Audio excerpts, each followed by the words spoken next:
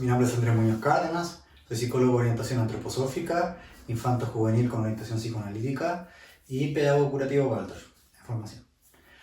Hoy vamos a abordar los 7 años y en los 7 años hay un principio que va a cambiar, que durante los primeros 7 años de vida un ser humano se rige por el principio imitativo. Esto es cada 7 años porque vemos que cada 7 años las células que tenemos, por ejemplo, en el año 7 comparativamente con el año 1, son el 99,9% distintas.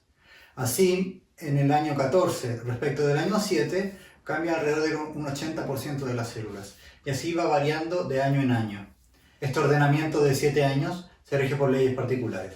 Y en los primeros 7 años hay un principio que guía todo ese septenio y es el principio imitativo. El principio imitativo está mucho más allá de lo que el niño puede ver en un momento, ¿sí? Que es en el momento de la infancia, cuando es un bebé, un infante. En ese momento nosotros vemos que si a un ser humano se le deja solo, si no hay nadie alrededor que lo desee, si nadie anhela la vida de ese ser humano, vemos que lo que le ocurre es que fallece. Esto es muy importante de considerar, porque el principio imitativo es tan abarcativo en la primera infancia que recoge todo lo que está alrededor, aunque eso exceda a sus sentidos. Es decir, que el niño percibe realmente si alguien lo anhela o no. Si alguien lo anhela, ese ser humano va a tomar el impulso de vida que otro imbuye en él para vencer a las fuerzas de la muerte que están heredadas en su cuerpo físico. El cuerpo tiende en cierta medida a la muerte y tienen que haber continuamente fuerzas que se le opongan a esa muerte para que la vida prevalezca. Esto se ve, por ejemplo, en uno de los experimentos que hizo Spitz con los huérfanos de la Segunda Guerra Mundial, que niños teniendo todos los cuidados físicos aún morían.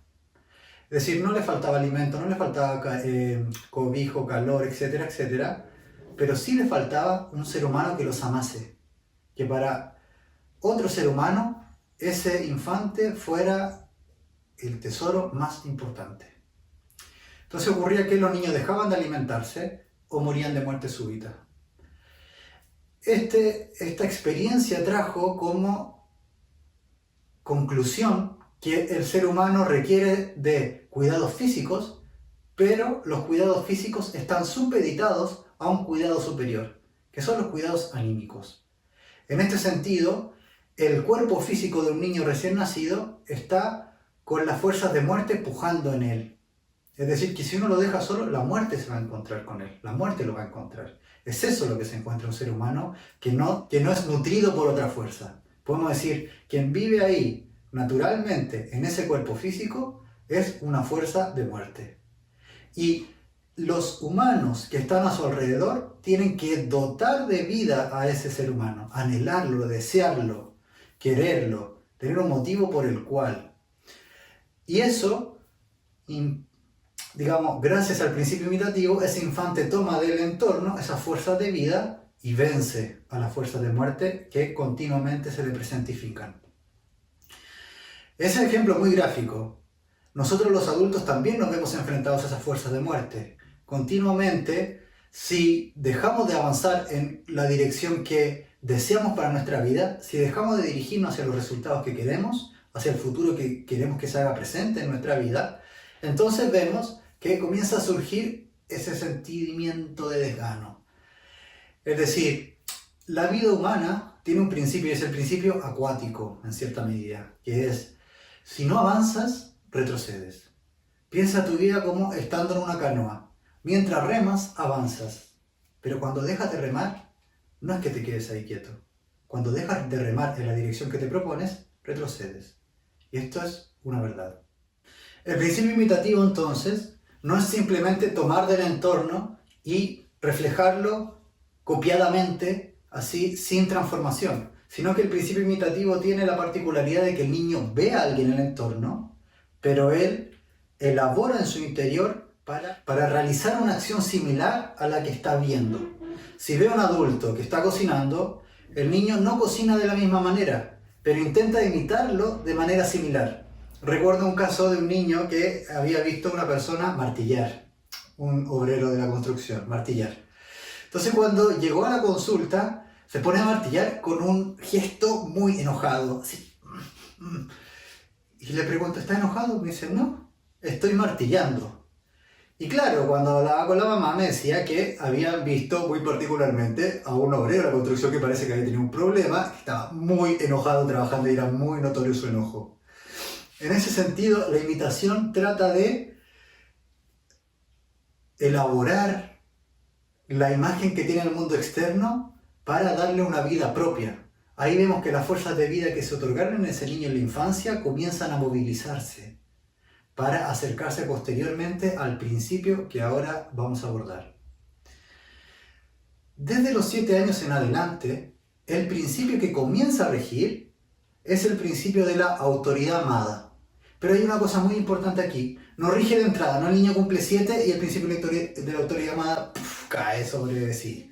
Sino que va paulatinamente desprendiéndose del principio imitativo para darle más espacio al principio de la autoridad amada.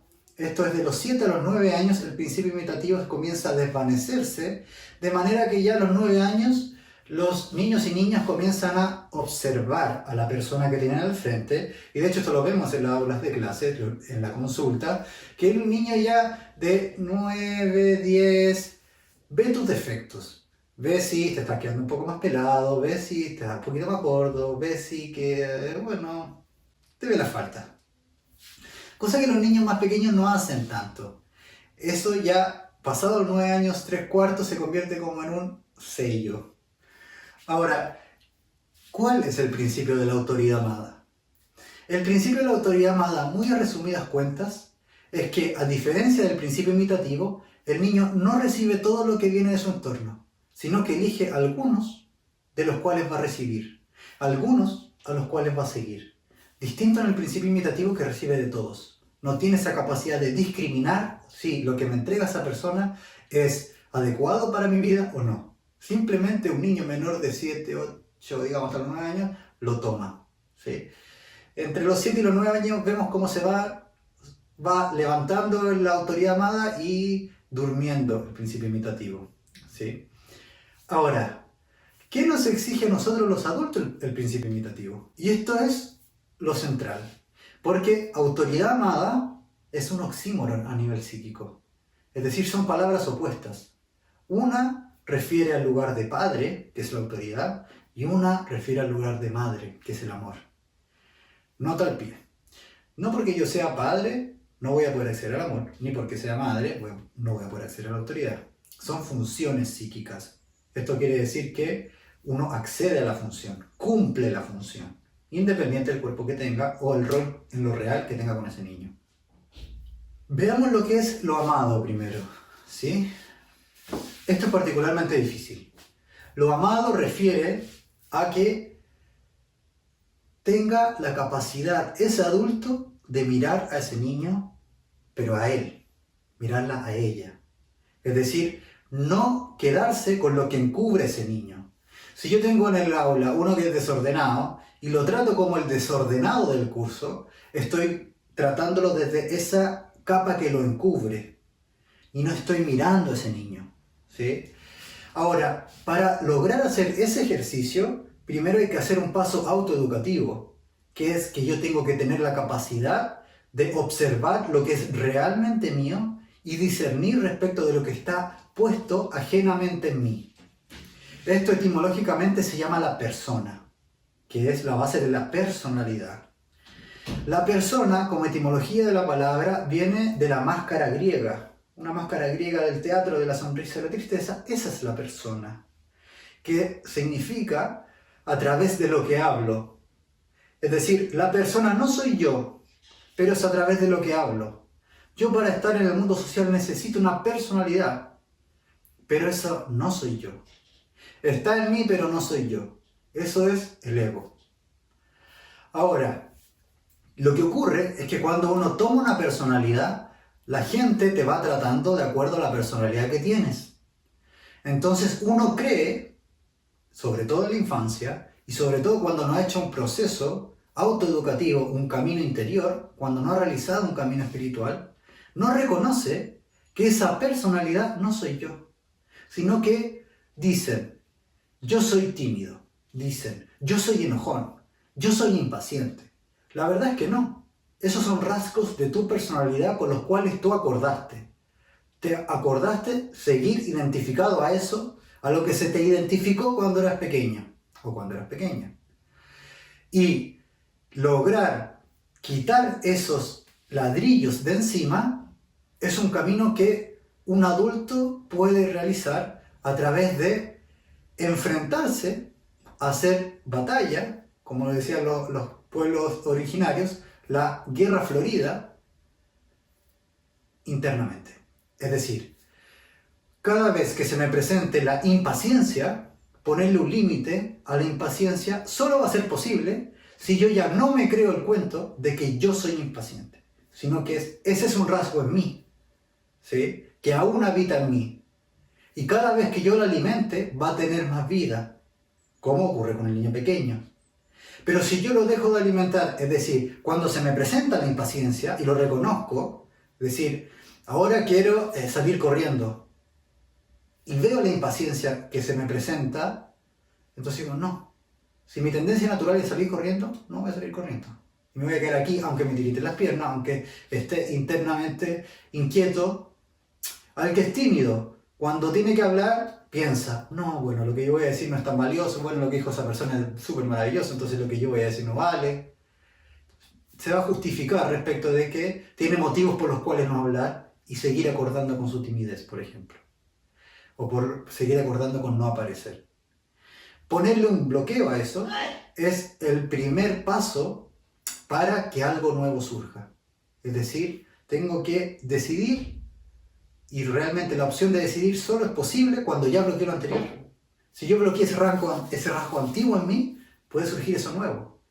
Y ahí existe la posibilidad de ¿qué quiero alimentar en mí? ¿Qué quiero que surja en mí?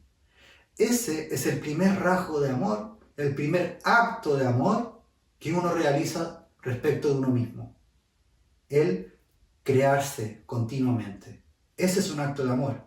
Y cuando yo atravieso esa barrera de la personalidad, puedo percibir quién realmente soy yo, reconocer lo que es ajeno a mí, pero aún vive en mí, y lo que yo deseo ser, y lo que yo deseo alimentar. Teniendo esto en consideración, podemos cumplir con el primer principio de la autoridad amada, el convertirnos en una persona amada para ese niño, para esa niña. Porque yo realizo un acto de amor respecto de mí y porque puedo percibir lo que realmente soy, distinto de lo que está en mí, pero no soy yo, y por tanto lo puedo ver en ese niño o en esa niña. Este es el primer paso. Lo siguiente, nos vemos en el próximo video. Un abrazo. Suscríbanse, cualquier comentario escríbanlo y...